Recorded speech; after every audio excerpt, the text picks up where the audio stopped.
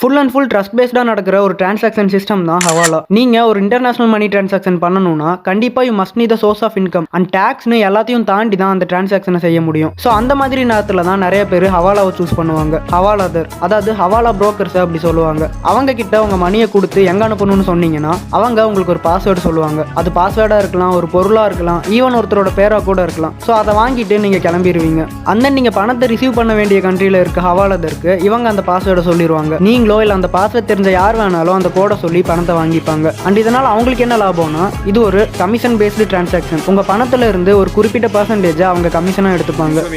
But he'll charge twice. He said that or you said that? Doesn't matter. You want your stuff to be safe and we want money. Okay. You show me plan, okay? Sure. And guys, இது entirely illegal in India under the Prevention of Money Laundering Act.